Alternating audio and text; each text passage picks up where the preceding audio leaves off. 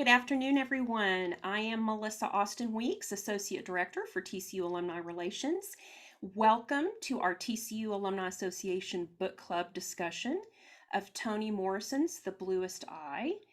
We launched our book club in the fall of 2019, and the Alumni Association Book Club is open to any student, alum, and parent, and we boast a membership of close to 1,000 members. If any of you joined us in February of 20, you remember that we hosted it in person in the Kelly Center. And we were using a relatively new to us technology called Zoom, and we weren't really sure if it was going to work. So we hired someone to come in to produce the event for us. And then shortly after that, the Alumni Association became experts in using Zoom. We've hosted over 40 events since that time. So we're glad to have you here. We wish we could do it in person, and hopefully one day we'll be able to gather again and discuss a wonderful book such as Morrison's. So I would like to introduce our TCU professors who will lead our discussion today. We have Dr. Sarah Ruffing Robbins, is the Lorraine Shirley Professor in TCU English Department. She teaches courses in American Studies, Writing Studies, Gender Studies, and American Literature. Sarah has published 9 academic books, the most recent being Learning Legacies, Archive to Action through Women's Cross-Cultural Teaching. Much of her community outreach has involved collaborative projects with school teachers, including collaborative programs through the National Writing Project, Humanities Texas, and the National Endowment for the Humanities. And then we have Dr. Stacy McCormick, who's an associate professor of English, comparative race and ethnic studies, and women and gender studies at Texas Christian University. She is the co-director of the African American and Africana Studies minor. She is the author of Staging Black Fugitivity, which examines how contemporary Black drama represents and engages with slavery. In addition to her work in Black drama and performance, she researches and writes on corporeality, visuality, and life writing in Black women's expressive culture. She recently edited the special issue Toni Morrison and Adaptation for College Literature and is developing a manuscript in process entitled Notes on Creative Livable Futures, Black Motherhood, Medical Inhumanity, and Reimagining Care, which takes up Black women's critical engagement with obstetric racism and the medical industrial complex. So I think both these professors need to maybe add a little bit more to their workload. They don't sound like they're really too busy. We appreciate you both joining us today during such a busy time on campus as we prepare for the end of the semester, finals, and graduation. And I'm going to turn it over to Dr. Robbins and Dr. McCormick, and they're going to lead us in a wonderful discussion. So thank you all so much for being here. Thank you for having us. We're really excited to be here today. One of the things we were asked to do was to say a little bit about the Bluest Eye at 50 project that we both have been working on. And this is sort of our culminating event. So it's an extra reason for us to be excited about it. So I'm going to just call up on share screen the website for the project, and Stacy will start us off saying a couple things about the project as seen through the website. Perfect. So thank you again to the Alumni Association for having us. We're very delighted to be here. Just to give a little bit about the context of our work, Sarah Robbins and I have been in conversation since 2017, 18, wanting to do this work. So here we are in 2021 and the world has changed, but we were really happy to be able to put our plans for like a live symposium onto the website. And so I was just going to feature a couple of things that I wanted to show you that were interesting. So for any of you who wanted to kind of engage more with the Bluest Eye or think more about it, there's a performing page that our students created, which was really exciting. We had students from theater TCU, as well as a couple of students in the English department. Angela Mack being one of them, who read through sections of the novel for readers. And then we also posted some creative engagement that artists have done with the Bluest Eye. So Akua Naru, the artist on YouTube, that link is there. And then I was just also going to point to the adapting section that we worked on for the special issue. And so one of the things that we worked to do with the special issue was to kind of approach Toni Morrison's work from multiple vantage points. So for any of you who are interested in other topics or other Morrison books, this page takes you to a series of writers and scholars who engaged different texts of Morrison's, including Beloved, as well as some of her children's books. She's a children's book author. So that's really interesting. And a play she wrote called Dreaming Emmett. And so I would love for you all, if you are so inclined, we're going to put the link to the website in the chat. And so you can feel free to go and explore that, the website for yourself. And so now I'll turn it over to Sarah to talk about other components. And I'll just highlight a couple of other sections of the website for you. One, we want to give a big salute to Amy Harrison, who's the humanities librarian at TCU, who did an enormous amount of work to put together this section on researching. So any of you who are interested in learning more about the Bluest Eye and or about Morrison, she's gathered together a huge number of resources, both things that you can read and links to other places like videos that you can watch to learn more about Morrison. So I hope you'll check those out. And then we mentioned in the bios that Melissa read at the beginning that I do a lot of work with school teachers. So if you know any school teachers who might be interested, we hope that you'll refer them to the teaching section of the website where they'll find some resources that will be helpful to them, including a recording of a session that we held on January 23rd with a number of really outstanding teachers from all over the country, where they shared some of their strategies for teaching the Bluest Eye. So the website's not going away. It'll continue to be there and be available to you. We have no plans to take it down. So please feel free sharing the link with friends and colleagues, and we will look forward to hearing from you about ways that you find it useful. So Melissa, thank you for letting us take a few minutes to spotlight that, because it's one way that we see a silver lining from COVID, because as Stacy said, we originally planned an in-person symposium, and then we said, well, we can't do that, but what if we go digital? And one of the benefits is that the digital material will still be there. So it hopefully will have a long period of reach and a longer geographic reach than it might have had otherwise. Well, we thought it might be interesting for you to hear us ask questions to each other and let each of us comment a little bit about our experiences as readers and teachers of the Bluest Eye. So one of the things that we're going to do is we're each going to ask the other a couple of questions, and we will invite you to chime in the chat. And when you do that, we'll count on our wonderful colleague, Melissa, to alert us when a question comes up in the chat that you might want us to respond to immediately.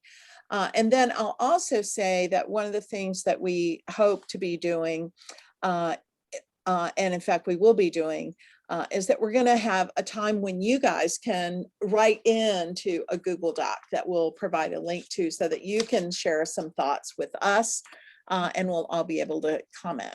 So I'm going to start things off with a question for Stacy. And it has to do with her teaching, because you maybe don't know that Stacy's already won a number of teaching awards. She's an outstanding teacher, an inspirational teacher. And so I was curious to ask her, what has been most rewarding for you about teaching the Bluest Eye here at TCU, and or what student responses to the novel have been especially encouraging to you, and how so?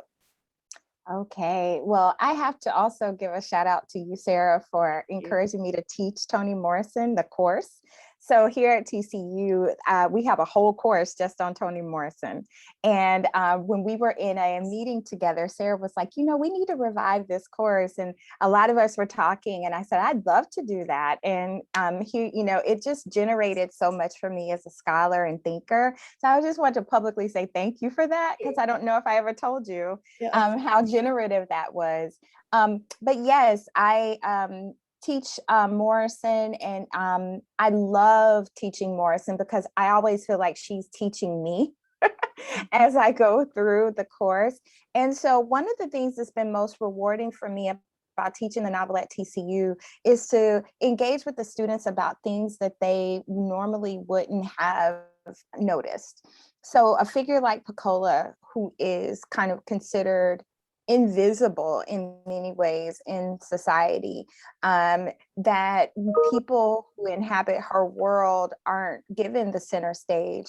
And so to see students come to some real revelations about the significance of Pecola's journey, as well as the other characters in the book, and to think critically about topics that they might not have considered before the class, those are always really, really profound to me. And so one of the things my students did the first year I taught the Toni Morrison course is I had them do adaptations of their own. And few of them made film, some of them made, you know, other types of art. I had a student who did a stop motion art display. And it was just so beautiful, the ways that they brought their art to Morrison's art. And one of the things that I would even encourage those of you who are thinking about ways of engaging with the writing that of the book, what poetry does the novel generate for you? Or what creative thing that you do might translate into the work of the novel? Because for my students, it was just such a eye-opening experience for them to translate this work into a different form drawn from their perspective.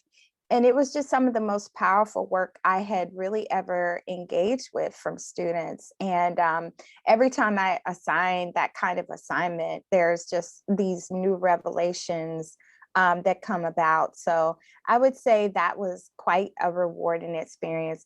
One particular one that I'll note, and then I'll wrap up, is a student who had just lost her own son. And she wanted to write a piece of art kind of drawing from her experience as a mother who was working to reach her child when they were in a really bad place. And so she worked through her kind of grieving, but also it was a dedication to his memory. And that was something I would have never anticipated a student doing. She drew from this novel as well as Beloved. And she kind of put herself in the position of Setha from Beloved, as well as a character like Pauline Breedlove, who kind of is a really traumatized mother because she has so much trauma she holds. And so the student tapped into those, you know, aspects of those texts to bring out some ways of her reckoning with motherhood for herself. And it was just a really beautiful piece. And she told me she was really glad she did it, that it gave her perspective. So, you know, the novel opens up those kind of powerful opportunities, and that's been quite rewarding. So thank you.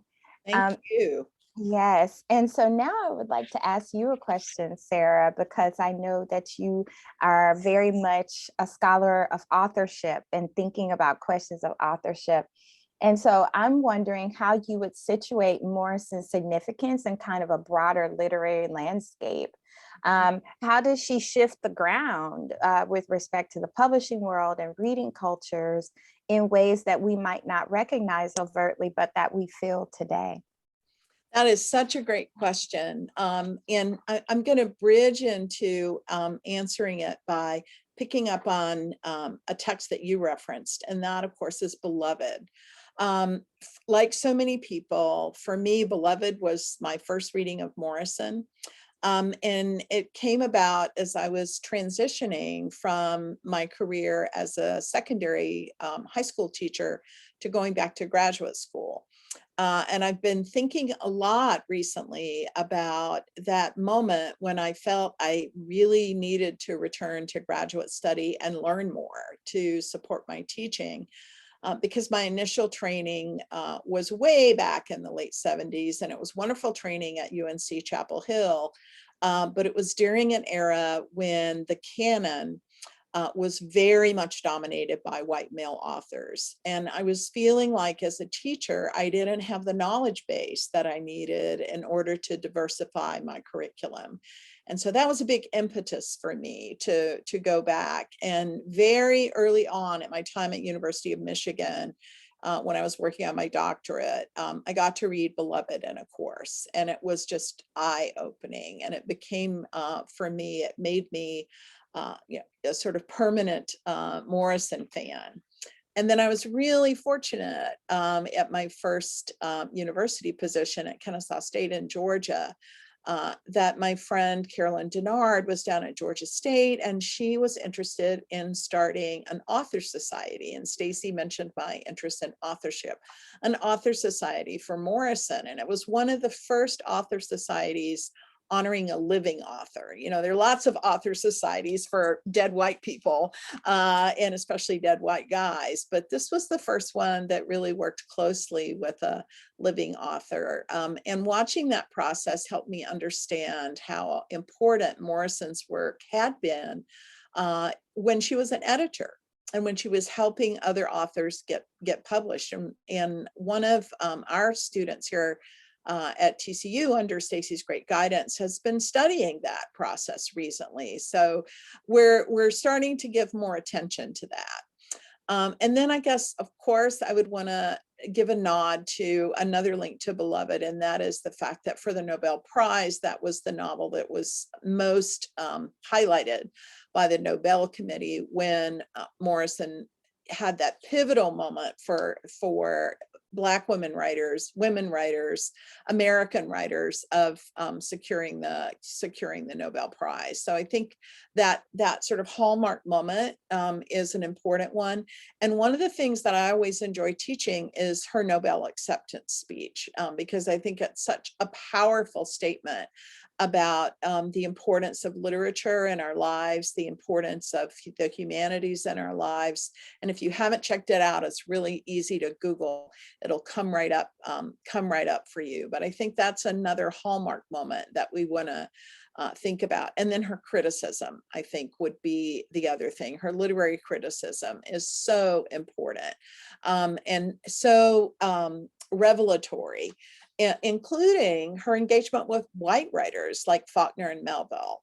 So she kind of turns the tables in being, determined to show the importance of reading across race, even as she's also, certainly made such important contributions in writing about experiences of Black children like Pecola, of Blacks in history. And before we leave today, Stacy and I will both recommend a couple other books by Morrison, so I'll stop there.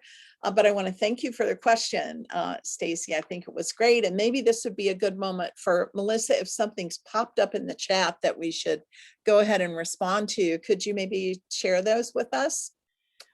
We don't have any questions. I hope and I forgot to say this, and so that might be why we don't have any questions, although I did put it in the comment. If you all look at the bottom of your screen, you should see a chat feature if you'll click on that, and I'm speaking to our attendees, if you'll click on that chat feature, you can see a lot of great resources that our panelists have been putting into the chat. So that's resources to books, and to Toni Morrison, more additional resources. So if you have a question, or maybe something that, you know, you, Yeah, or a comment that you want to yeah, share. a comment or something that came to mind when you all were reading the book, we want to hear that. I mean, that's the beauty of discussion, is that's how we learn. That would be great. So as we're waiting for you all to be thinking, I'll also forecast we're going to open up a Google Doc in a few minutes and encourage you to write in some thoughts and responses to a few questions. But as we get ready to do that, we came up with a question we thought maybe we would both talk about with you. Yes. And that is, I'm going to read it to you. Yes. Given that Morrison felt the Bluest Eye was not successful in moving people to act, how can we address this critique in our work as citizens? How can we be inspired to do more than just witness Pacola's story, but instead to work toward a world where her story would not happen? So Stacy, maybe you can start us off on that question that we both think is so important right now. Yes, certainly. I just to give some context, that in some editions of the Bluest Eye, in this one that I have, there's an afterword where Morrison talks about the novel, its reception. Some of you probably know that it's one of the most banned books in schools. For a while, people were resistant to engaging with the content. And then Morrison kind of reflected on this and said that she didn't necessarily feel the novel was successful. And the reason she said it wasn't successful is that people were touched, but not really moved by the story. So it was at the end, people really felt sad for Pacola, and sad for what happened to her. But that's kind of where everything ended. And so this question that we have for each other is kind of motivated out of this idea of what does it mean to actually kind of utilize a literary work and then go out and do something positive in the world as a response to the problems it highlights. Many of you have probably seen this book come up on anti-racist reading lists and things like that, because it highlights, realities for Black children, Black girls. And so one of the things that we just wanted to put out there is the possibility that there is something that a reader could do beyond just reading the text and kind of understanding the experience. And so a couple of the things that I, would offer to you is talking to more people about these issues. Some of us feel more comfortable than others going out and saying, hey, I want to talk about, right, this issue that deals with, racism or sexism or all the other isms. Some people are comfortable with that, but others might want to just have a conversation. You might recommend this book be read in another group that you're a part of and talk about it there. Another, possibility is kind of thinking of organizations that serve children like Pacola, where you have, children who are experiencing homelessness or poverty or other types of structural issues that place them vulnerably at these intersections, and seeing how you can support those organizations, right? Those kinds of things are also really important. And also, if none of those seem, possible at the moment in terms of you trying to figure out how to engage, we would even point you to the bluesti50.com, the website, where we give a space for readers to respond to the text. If you go to the reflecting link, there's a space where you can enter your own reflection. And that kind of public sharing is a kind of action, right? That goes beyond just reading the novel. So that would be what I would say at the moment, but I'd love to hear, Sarah, your response. Well, I think you've said some wonderful things and given some really great concrete suggestions. I'll just illustrate one by referencing my wonderful next door neighbor, Kathy, who is retired, but not retired like so many folks today. She's in some ways busier than she ever was. And one thing that's made her busy is that she's taken the training that Tarrant County provides for people to volunteer to work with children who have become wards of the court, and to go and visit, to provide opportunities for those kids to do things, to be an extra mentor and support person. So, she's giving her time and her energy to situations where children who face problems can actually, have a support network and contribute to that. It's a small thing, but it can make a difference. Sometimes just writing a check to an organization that is going to provide support can be one way to make a meaningful action possible for other people, especially if you're busy yourself and you feel like you can't give the kind of time that my next door neighbor is giving. Make it possible for other people to do so, I think is one way that you can help. And certainly look for opportunities to connect with folks who are trying to learn. So look for occasions like this one. I would say that all of you, in a sense, by coming today, you are acting, right? You are joining a community of readers and thinking together, creatively and proactively. So I'd say continue to do that, and encourage other people to do so. I was in a meeting of a different book club last week, and one of the presenters talked about bibliotherapy and how during a time of COVID, when so many of us are stressed out, that reading together in a community can make a difference. And so I would encourage you to think about that as a possibility as well. Well, it looks like we've had some things pop up in the Yes, chat. So Melissa, do you have some things you might want to share? Absolutely. I'm so happy. We have two ladies, Caroline Henry Packer and LaDonna Burke Mills, who weighed in on comments.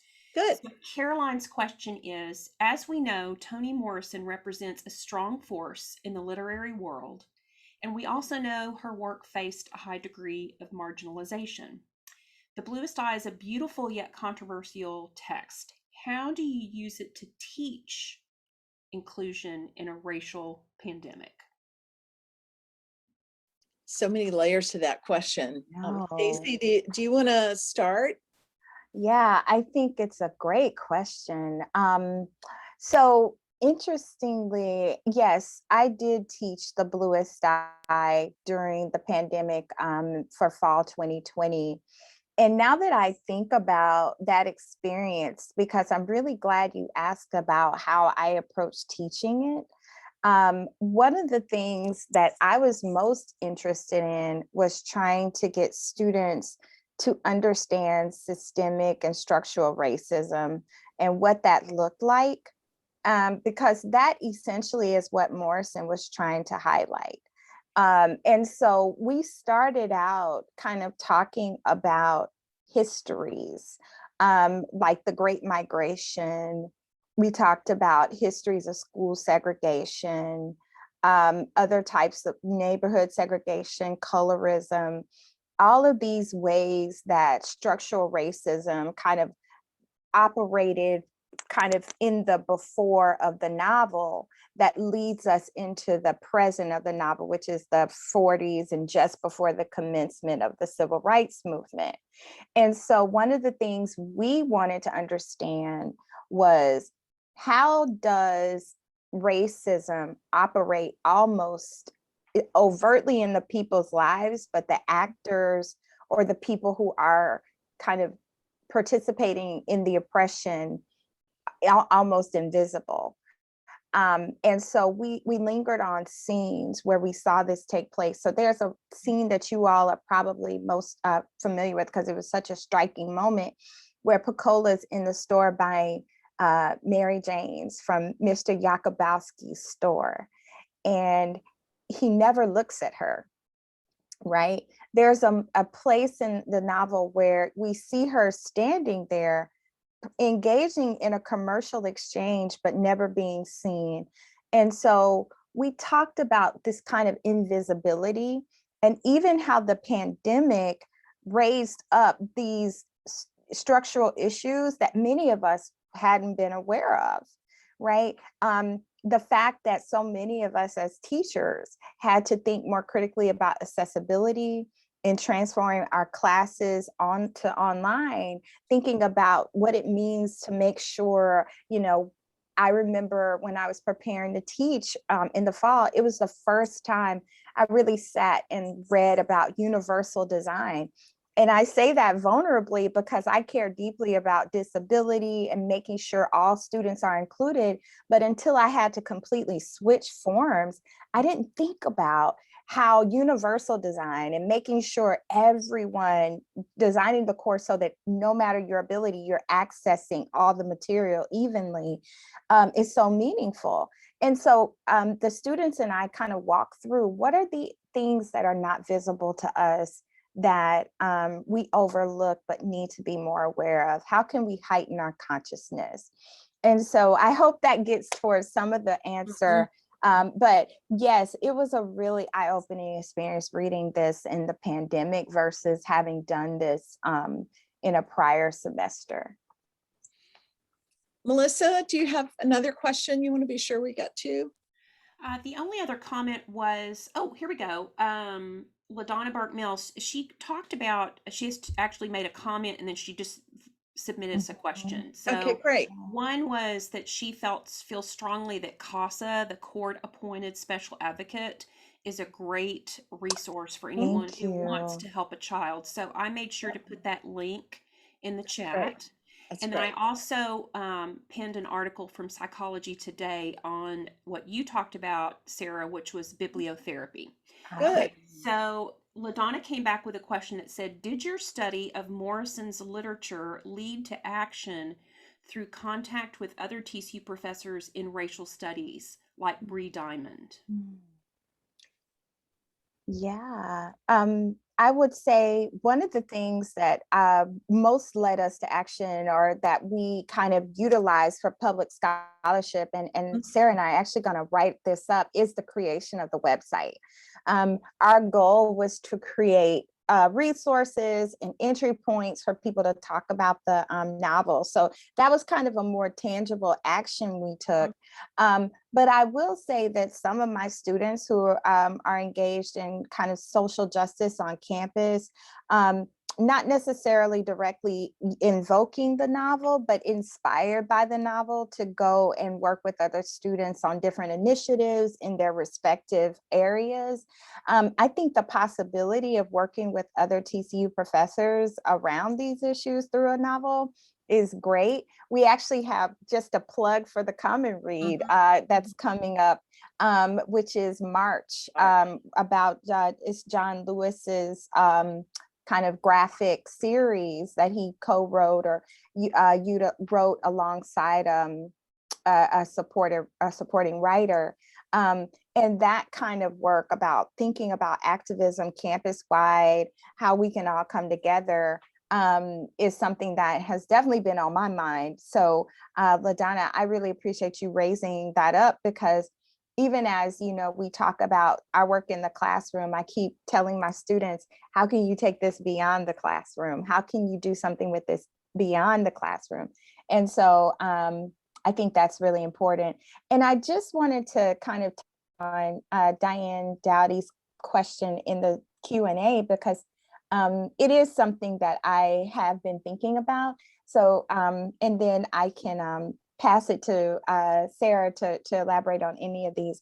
But I just wanted to, Diane, thank you for that question, because I also teach graduate students, and we've been talking about kind of what we call trauma-informed pedagogy, which is this way of teaching to make sure our students are interacting with work that is not going to re-traumatize them in a harsh way. And so we kind of go into the idea of, you never really know what's going to traumatize a reader. And it's hard to anticipate that.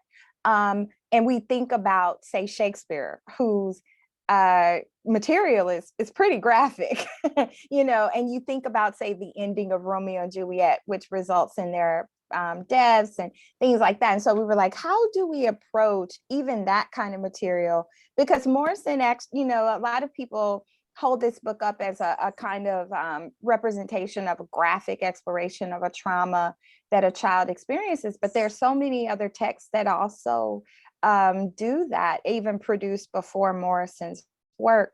And so we've been thinking critically about what to do for students. And so one of the things that I've done is I create alternate entry points to the novel, and I give my students the license to tell me when some material is difficult to discuss, or tell me, okay, I read some of this, it's a bit difficult for me, and I would like to just maybe talk to you individually about it. And so we figure out ways to engage that doesn't re-traumatize them, because I think that that kind of care, which is another thing that for me emerged out of the pandemic, I was applying so much more care because I knew my students were struggling. And I was just like, this kind of model of care is something we always have to apply. And so this has been a part of going forward, my own thinking around making sure that we're enacting care, not only for our students, but other people we engage with on this work, because literature is designed to provoke us, but sometimes it can traumatize us. And so we have to figure out how to walk that line. So I really appreciate that question. I think that was a great question and a really important one. And I'll just echo Stacy's point that, sometimes we particularly associate the experience of being re-traumatized with, say, 21st century, 20th century text, but it is important to know that it can happen, with the canonical text from, way in the past too, and be alert to it there as well, and have different options for students. And I always encourage students, not just for Morrison, but for anything I teach, I try to give them a bit of forecasting, if even though, as I agree with Stacy, we can't always tell what particular kinds of experiences they might bring that might be a trigger for them. But I try to give a general kind of permit to anyone and everyone to alert me if they need to take a step out and maybe not come to class on a particular day, or maybe they need an alternate avenue for engaging with a particular topic or a particular text. And I think it's important to have students feel that that they can do that. And I would say sometimes I think we can provide that support structure just by making sure that we have different ways of engaging with the text in the classroom. And it's not, for instance, always a whole class discussion, but sometimes there's times for private writing, for instance. Sometimes there's times for, small groups. So lots of pedagogical tools that are available to us, and in a big picture way, it's just being sensitive. And then to go back to the question about taking action, I would say one of the things that I know I've learned over the course of my career is how important collaboration is. Because if you're going to achieve something significant, nobody has all the tools. And again, I hate to belabor the website, but it is a good example. Those theater students were doing things that I know I can't do. I'm not a talented actress, right? But to be able to bring people in who have different kinds of skills than you do, and to recognize with humility that you don't have all the skills to achieve something is one way of moving forward. And building those networks is itself, I think, a form of action. Yes. Well, I'm looking at the time and I'm realizing that we want to be sure to get to a chance for you all to write a little bit. So I'm going to put in the chat now, and I have to make sure I'm getting panelists and attendees. I'm going to put the Google Doc link, and we have set it up so that anybody with the link can write into the space. So if you'll just click on the link, you can go to the Google Doc. And we want to give you a few minutes to look at the question options that we have. And I'll let Stacy say a little bit about the first two, and then I'll say something about the second two. And we invite you to just jot in your thoughts, and it could be just a phrase or something that occurs to you as you see the prompts. Yes, and I just wanted to shout out Charlene. You're so welcome. This is an absolute pleasure to be with you all today, as well as Jashika Wallace, who's a teacher. And I think it's really interesting to have the students read it on their own. I never thought about that. And so I really appreciate that perspective. So I'm really enjoying you all's contributions to the chat. But as you can see on the Google Doc, one of the things we didn't want to necessarily just talk at you, we wanted to hear from you. And so we came up with a set of questions that you could engage with. The couple of them deal with the novel specifically, and then some are thinking about larger reflections. So the character question we're asking is, Toni Morrison utilizes characters to explore the complexity and humanity in those who've been relegated to the margins. What character demonstrates this most effectively for you, and why? How does Morrison show a deeper part of them than what's beyond the surface? So that's one question you could engage with. Or a scene question. So there are many scenes that sear into the memory. What is a scene from the novel that has stayed with you after reading it, and what's significant about it? So those are a couple just specific about the novel, and Sarah's going to talk about the other two questions. So we also thought that this novel really lends itself to thinking about relevance to today. What are aspects of the novel that are particularly relevant, even 50 years after its initial publication, and how so and why? And then we also, partly because we're Morrison fans beyond the novel, and also fans of Black literature writ large, you might want to share some thoughts about how the book connects to something else you've read or viewed in the last year. And we purposefully put viewing in there because we're interested in connections you might make to a TV show or a film. So we'll be quiet for a couple minutes and invite you to type in some thoughts that we can then share with everyone, because you'll be able to see it in the Google Doc as you write. Yes, and make sure to credit yourself when you answer, put your name beside your answer so we can engage directly with you.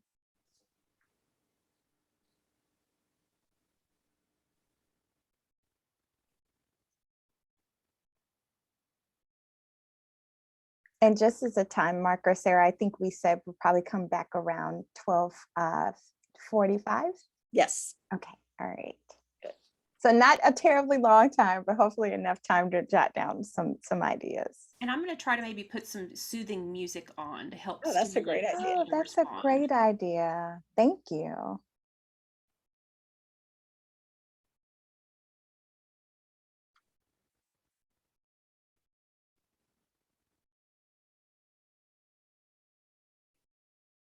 And if you're shy about typing in the Google Doc, you can type somewhere else and then copy paste into it.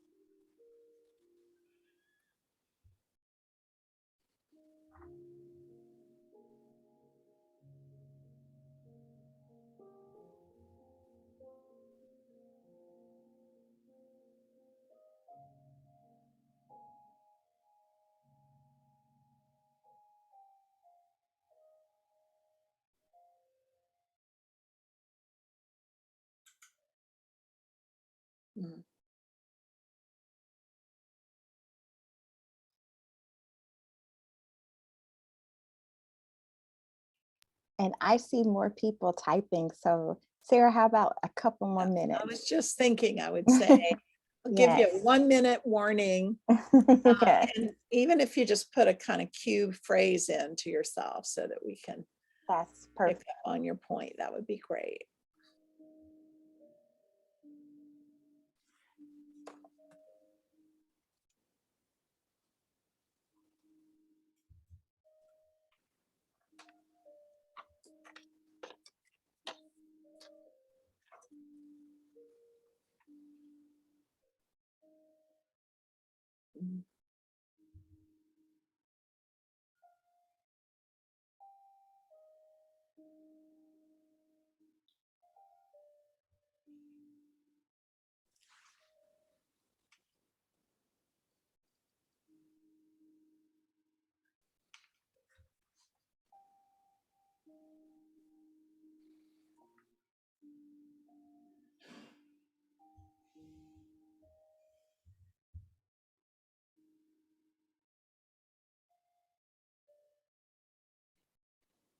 All right, we'll give you 1 more minute. And even if you don't finish the thought, it'll still give us some really rich things to comment on, I think. And we've got some good stuff showing up already. And I'll mention while folks who are typing are finishing, Stacy talked earlier about having to shift our pedagogy in the pandemic. And of course, one of the things that's been challenging is not being in the classroom with our students. Yes. So things like the chat and like creating Google Doc spaces for conversation are things that we've gotten kind of used to over the course of the year, but may have been new to you today. But if you haven't tried Google Docs before as a way of sharing, I would recommend you give it a try at some point beyond today. So Yes. Stacy, you want to start us off by commenting on some of the things that have showed up on the first couple questions? Certainly. I'm seeing some great responses. Julie Dingman, I hope I pronounced that right, Julie, said that she found the backstory of Pacola's mother to really humanize her more than she had been to that point, and her not knowing how to mother, not knowing what to do, and just how she just knew she would do better with her second. Julie, I really appreciate that comment because I think one of the interesting things about Morrison and what she does with her characters is even though they behave reprehensibly, right? And we're kind of like, oh my God, she's able to bring forth a deeper sense of their complexity. So even that someone like Charlie, we learned that he's orphaned and his backstory is so painful that it almost helps us contextualize what brings them into these states of pain. And so I really love that example of a good example of how Morrison gives us that full picture so that we get a broader sense of people's humanity behind this. And then Claudia, oh, it's yes. I see LBM. And so I think that's LaDonna Burke Mills. I'm gonna assume just my intuition. But LaDonna, if that's you, I totally agree. Claudia is one of my favorite characters. And I love the ending where she meditates on the significance of Pacola's story and what we can take from it. A lot of critics have kind of called Claudia representative of the chorus, right? That in most tragedies at the end, there's a chorus, and Claudia kind of comes in for that. And so, yes, her perspective is essential. And then someone mentioned the specificity of the details of each scene. I just wanted to kind of shout out the phrase quiet as it's kept at the beginning of the text, and how Morrison develops a kind of intimacy with the reader as though she's telling you a secret. And that's so powerful. And then she utilizes this flower metaphor throughout, right? So the land is very unforgiving that particular winter and some spring, and so no marigolds had grown, and Claudia meditates on why, and how the soil has to be a kind of supportive soil for the flowers to grow. And that is just a way Morrison infuses that sensorial aspect into the work. So thanks to those of you who responded to those questions. And I'll let Sarah engage with the other two questions, two categories. I want to pick up on the marigolds and the planting detail on a couple levels related to the point about systemic racism that somebody posted. Because one of the things I think Morrison does particularly well that Stacy is really good at pointing out in her LA Review of Books essay on the novel is the use of metaphor, the use of these really striking metaphors and themes, and they're grounded in sensory detail. So for me, that detail about what is missing in the soil is a way of saying what is missing in the system, what is missing in the society, what is missing in it's not just it's not this off the wall, never experienced kind of event, even though it feels like that with Pecola. In fact, there's something more systemic going on. And I think a metaphor like that, why do the flowers not grow? What is wrong with the soil is a really beautiful way for Morrison to invite us to think, you know, systemically and think beyond the individual case that she's looking at.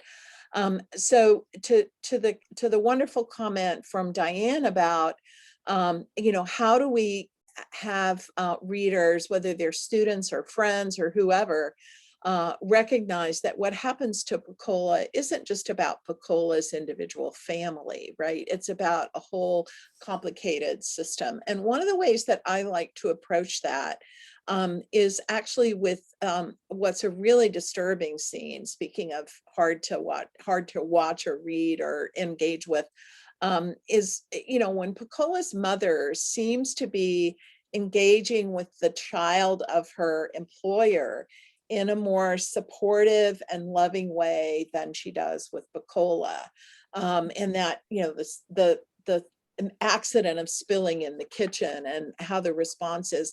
And that's a great example of something that's about more than the individual human being. It's about how the system has trained her up to enact a certain kind of performative role in service of whiteness, right? That is beyond the individual. It is bigger than the individual. So I try to pick out particular details that really can bring that home. And I usually don't start with the question, so how does this reflect systemic racism, right? Instead, I'll ask a more specific question of how do you feel? What do you respond to when you see Pecola's mother speak to her the way she does? Why do you think Morrison creates this moment of an accident that that the mother responds to in the way she does? What do you think she's trying to get at? And then we can kind of, we can kind of experiment together. I also want to pick up on this fantastic comment from Yashika Wallace about Kite Runner. And the reason I want to pick up on that is as we exit in a minute, you'll hear us talk about, other texts. And I do think that comparative reading, intertextual reading is such a powerful strategy. And so I'm just interested to think about, if you haven't read Kite Runner, it would be a great next book to read, because instead of centering around girls, it centers around young boys. Instead of being in the US, it's partly in the US and partly in another setting. And it does have traumatic moments, and it does deal in some of those traumatic moments with abuse. And so that's another way to get at some of these issues of, systemic level challenges for a society is comparatively. So I'm really glad to see Kite Runner crop up here as a suggestion, and I hope that people will follow up. And I'm going to hand it back to Stacy, because before we leave, we said we would suggest some follow-up reading to you all. Yes. Again, thank you all so much for being here today. We were talking about our own schedules, but we know that this is meaningful that you took the time out to come. And so we just want to really express our thanks for your time. But we also were going to leave you with, as Sarah suggests, just stated, some book suggestions. So mine are one from Morrison that I would highly recommend is a book called God Help the Child. And God Help the Child is what I would maybe consider a continuation of the Bluest Eye. Morrison, it was one of the last books that Morrison wrote, and it explores this concept of beauty in the beauty industry. Because one of the things about the Bluest Eye, and this is something that Sarah mentioned, was around all of the ways it highlights systems that operate almost as on their own, right? So schooling is infused with these issues of anti-Blackness and racism. The beauty industry, Pauline being in the movies all the time and taking in those images that don't reflect back to her. And so God Help the Child really explores that, as well as another novel I would highly suggest, and an author I would highly suggest reading is Jessamine Ward. The specific text I would pair this with is Salvage the Bones, which is a text about a young girl who's a teenager, and also she gets pregnant under different circumstances. It wasn't through sexual violence, but she still has to grapple with a coming of age without the support of a mother. Her mother is passed away.